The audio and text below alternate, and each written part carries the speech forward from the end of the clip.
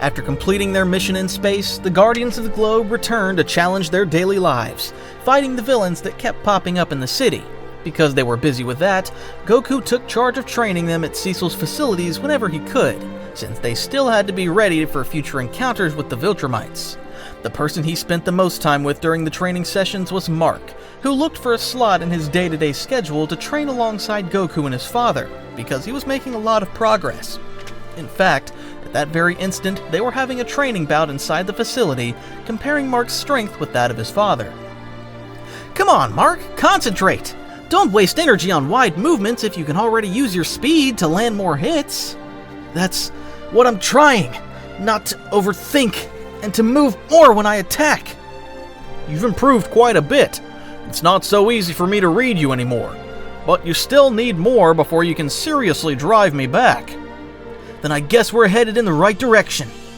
Goku approached the others, interrupting the exchange with a gesture. "Alright, I think we've had a lot of training for today.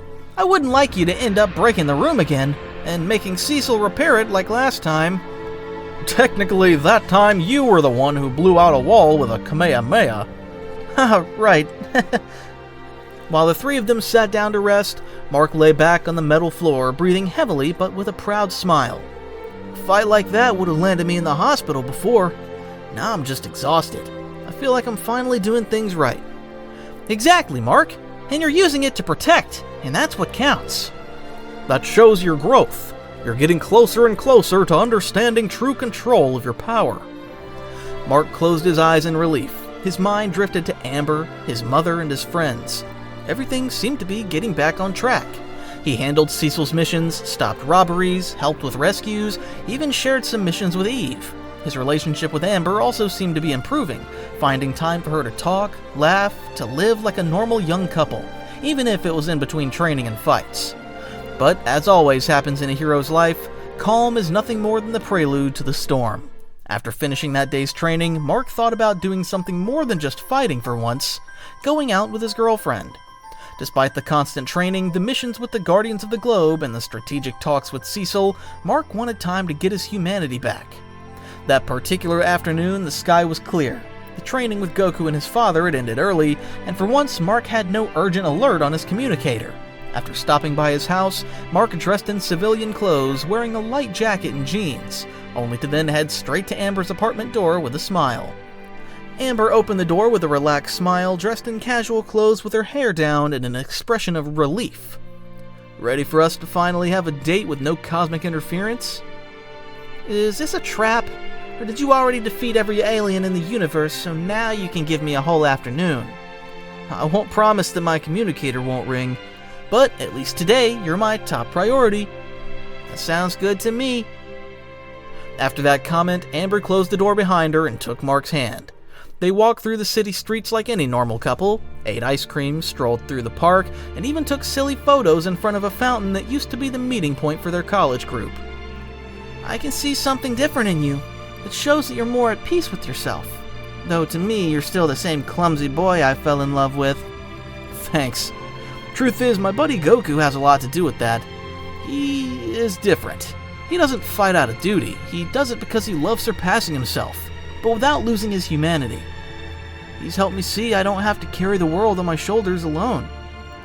Amber leaned on his shoulder while they walked, interested in what Mark was telling her. "I'm glad everything's going well for you, though sometimes it still scares me that everything could change from one second to the next." "I swear that this time, I'll really do everything to keep you safe, Amber." "I know. Don't worry."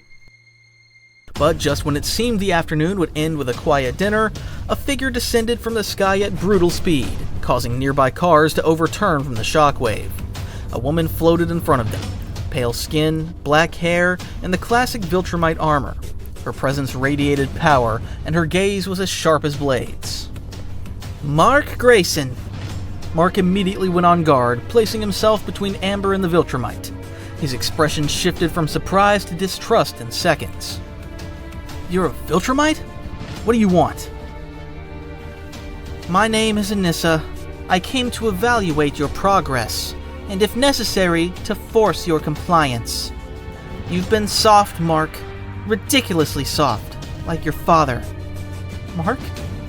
Amber, back up. Relax, human. I didn't come to kill you. At least not if Mark proves he can be more than sentimental and fulfill his duty. Mark didn't take his eyes off the Viltrumite, keeping his fist tense while his heart pounded. I'm not going to help conquer Earth. Wasn't that clear when I rejected my father? Even if he's considered a traitor among us, Nolan at least tried. You don't even make the effort. You're a Viltrumite. Your lineage demands results. I'm not like you. I'll never be. Then maybe you need a more tangible motivation. With a swift move, Anissa lunged toward Amber to attack her. Mark reacted on instinct, stopping her quickly with a sonic crack. But despite stopping her, Anissa had grabbed Amber's neck with her other arm, able to finish her with just one move to break her neck. Mark! Well, so you're not weak, Mark, but you're emotional. That's your flaw. She has nothing to do with this! On the contrary, she is one of the reasons you haven't accepted your destiny, and if I have to break your spirit to awaken it, I will. Just when Anissa was about to twist her hand and break Amber's neck, a powerful figure appeared on the scene. It was Goku, who had arrived thanks to instant transmission.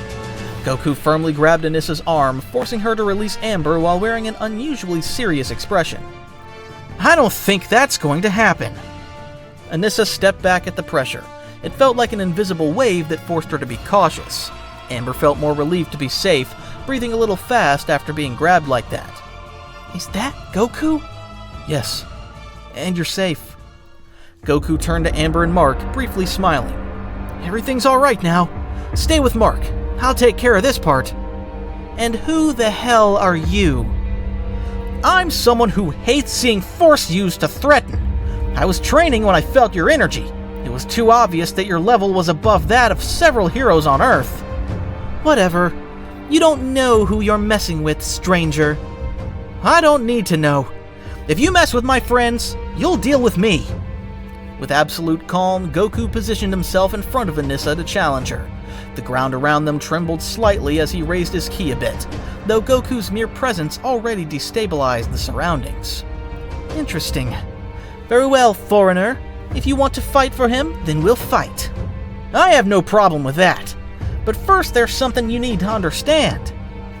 When this begins, I hope you're ready, because if you hold back, you'll only lose the fight. Still in his base form, Goku increased his ki just enough for the Viltrumite to know she wasn't dealing with an ordinary human. This is gonna hurt a little.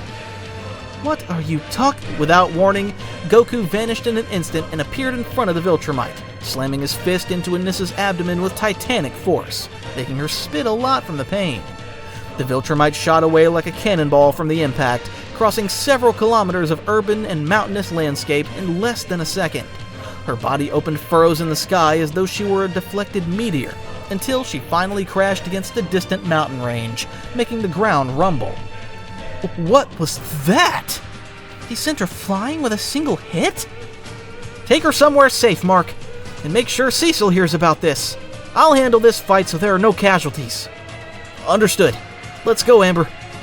Without wasting time, Mark took Amber in his arms and took off, leaving behind Goku's serene figure who was already preparing for the real fight.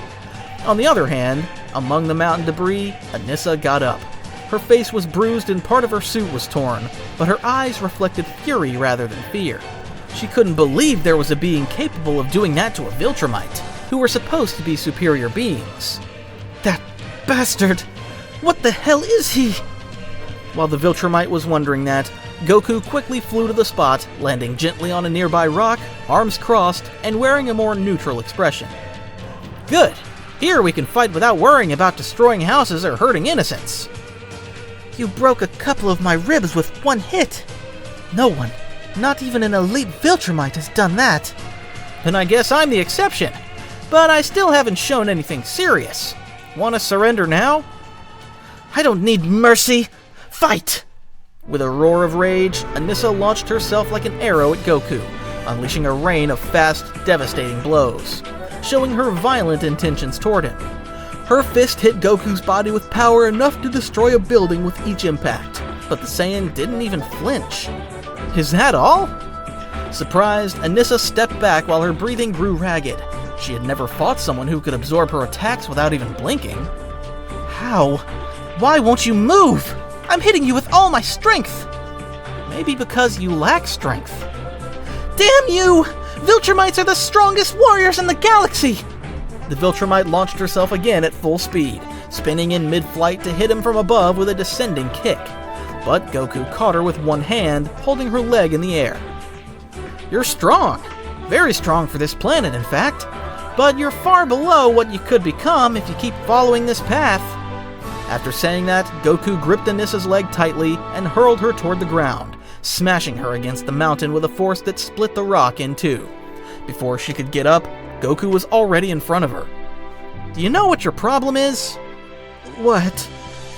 You fight as if power were the only thing that mattered, as if intimidating or destroying were the only way to convince others. But true power, the kind worth having, doesn't need to impose itself by force.